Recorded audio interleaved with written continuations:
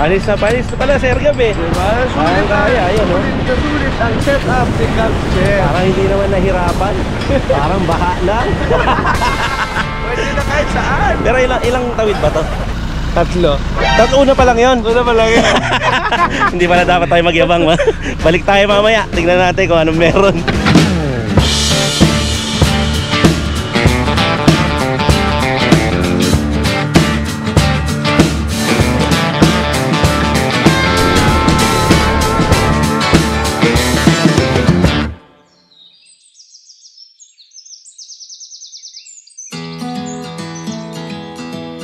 Overlanding sa Tanay Rizal, literal na tatawid ng ilog, aakyat ng bundok, makikipag-banding at syempre magka-camping. Ito yung mga adventures aside sa food content natin sa Team Canlas TV. Kaya kung tumawid ka dito, welcome at samahan nyo kami bumiyahe, mag-enjoy, mag-chill sa mga ganap dito sa La Parisukat Nature Camp.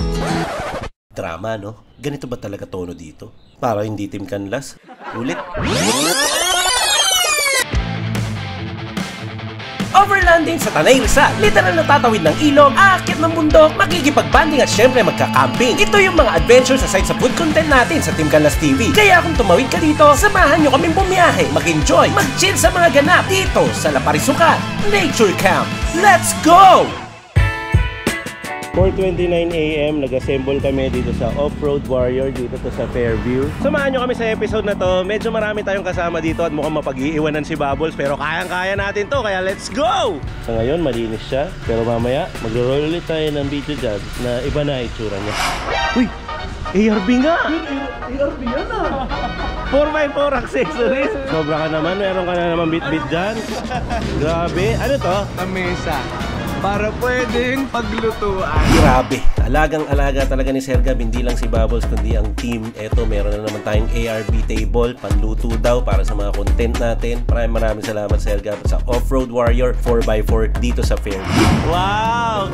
Mga Kabs, bonus clip, eto binigyan tayo ng ARB na lamesa ni Sir Gab. Sir Gab, maraming salamat din. Hindi pa nga tayo ma-under, meron na agad regalo mga Kabs. Tama-tama yan, 4x4. Sir Gab, yung pupuntahan ba natin, kayang-kaya ba ni Bubbles na? Walang kwenta kay Bubbles. Sige, kaya daw, Jay. Kaya, let's go! Tara na, let's go. Assemble natin ito doon. Alright. So unang stopover natin dito sa Shell Katipunan. Dito ay para mag-assemble muli ang lahat dahil may mga hinihintay pa, mga 2 o 3 pang sasakyan yon. So pumila muna kami dito para maghintay. So habang wala pa sila konting kwentuhan lang muna at mga konting merienda. Diretso na tayo dun sa susunod na stop pagkatapos dito. Oh, ano pa hinihintay mo? Let's go!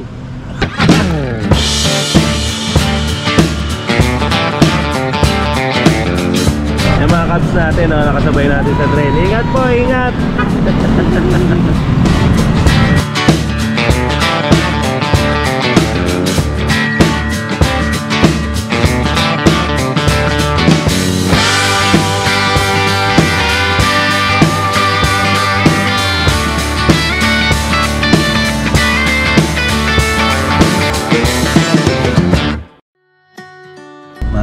Ito na yung part na tatawid tayo ng ilog. Ito ang unang pagsubok na pagdadaanan ni Bubbles. Tingnan natin kung malalagpasan natin to.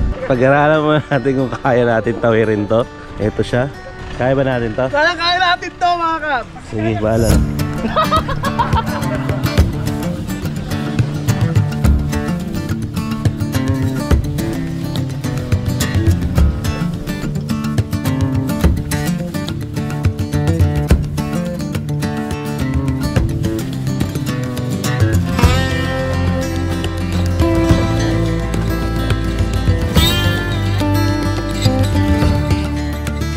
Panis na pala, Sir Gab eh. Diba? Sulit ang setup ni Cubs Chair. Parang hindi naman nahirapan. Parang baha lang. Pwede na kahit saan. Pero ilang tawid ba to? Tatlo. Una pa lang yun. Una pa lang yun. Hindi pala dapat tayo magyabang. Balik tayo mamaya. Tingnan natin kung anong meron.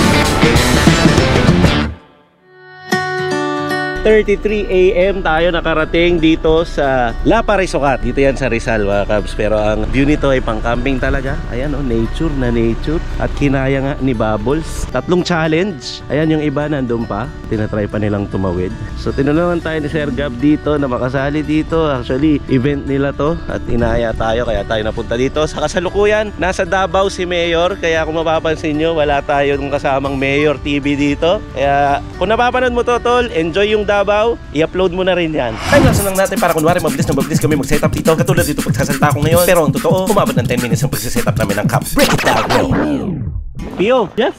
Nakikita mo ba yung nakikita ko dun sa bandang dulo dun? Parang pagkain. Kain yun. Gusto mo ba sumimple na ako? Hindi. Paano kaya tayo kay Sir Gab? Hindi yata tayo. Oo nga eh. Kasi nakakaya, nabigay na nga ng table.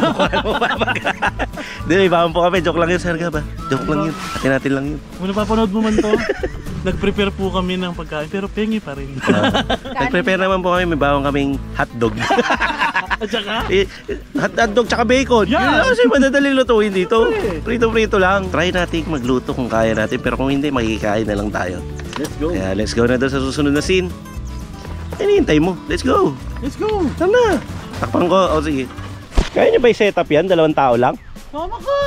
Nag-iisipan ko pa kasi. Gusto ko kasi umuni-muni dito. Ganda kasi oh. May kanya-kanyang setup. O yan. Hintayin lang natin. Sa atin yung pinaka nakakayang setup. So kukuha tayo idea pagkatapos nila mag-setup. Sa ngayon eh, ito lang muna ang meron tayo. Yan. Kaya nyo naman yan? Kaya namin to? Oo. Tingnan mo, magic. Biglang nakasetup na yan.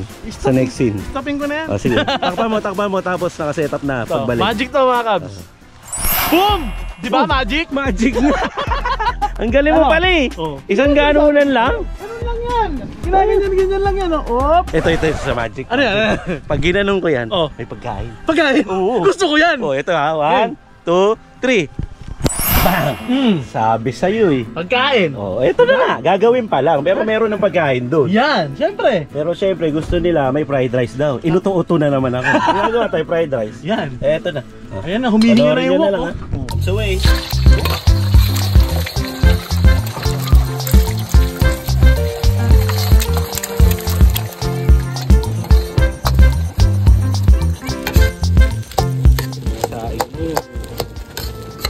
Ganyan lang po talaga ang kaya nating init dyan. Tapos ito, matutunan po natin ito sa Thailand. Sa Thailand po kasi ganun ginagawa nila. Hindi, ganun talaga. Yun yung sukatan. Yung nagpapa-fried rice sa fried rice. Nagluluto na ako sa main kanin, luto pa rin dito. Para na makompleto yung vlog natin, ito yung pagkain, ang ending. So yung fried rice, may ulam na talaga. Yan o, may mga lutong ulam galing kila Sir Gab at saka sa Gears Banawe sa event nilang ito. Pero yun nga, gusto kasi nila ng fried rice kaya gumawa tayong fried rice kahit hindi ganun kainit yung pagkakagawa dahil malakas ang hangin. So dahil tapos na yung kainan kanina, ito na yung kasunod. Inuman ng konti. Konti lang naman. Inom ka? Huwag mo na itago. Isang beer lang to. Okay na to. Ano to, C2? C2 ba yun sa'yo? Sa akin kasi beer. Paminsan-pinsan kapag chill-chill din tayo. Kasi yan yung background mo. Siyempre okay din to. Tsaka shoutout kila kuya na nagbigay sa atin ng beer. Yung mga nandun. Mga kabs natin nag-abot ng beer. Yan, grupo doon. Kanina, nakikita nyo yung mga lamesa po dito sa tent namin ito. Pero ngayon, ang background po namin, kama. Natutulog na kami. Yan, ito yung pampaantok. Tapos matutulog. Yun lang ang kwento for today. Tapos next scene ulit tayo. Ano namang hinihintay mo dyan? Let's go! Let's go! Cheers! Camping 101 discussion muna tayo with Sir Gab para mas marami tayong matutunan tungkol sa camping. Well, ano nga ba talagang ibig sabihin ng camping? It is the act of staying and sleeping in an outside area for 1 or more days and nights, usually in a tent. Ang gusto ko kasi makita nyo kung ano yung rig nyo, ano gusto nyo sa rig nyo. Kasi minsan madalas talaga may tropa kayo, ito gawin mo sa rig mo. Pero yun naman pala hindi siya fit doon sa gusto nyong lifestyle. So wag kayong magpapabuyo sa kasama nyo. Ask your local shops for what you need. You tell them kung saan yung use ng items, ng rigs nyo para masabi namin kung ano yung need nyo. Ang next definition niya is it is a form of outdoor recreation or outdoor education involving overnight stays with a basic temporary shelter such as a tent. So lagi may involvement ng tent. Okay? Camping can also be included as a recreational vehicle. So again, recreational vehicle. Yan ang mga rigs natin. So may iba yung mga nagka-camp out talaga, yung malang backpackers. Sila yung nagdadala ng sarili ng tent. Tayo naman, yung mga gamit natin, yung mga rigs natin, mga overland rigs natin. Tayo ay day trippers pa lang. Kasi hindi pa tayo nag-overnight.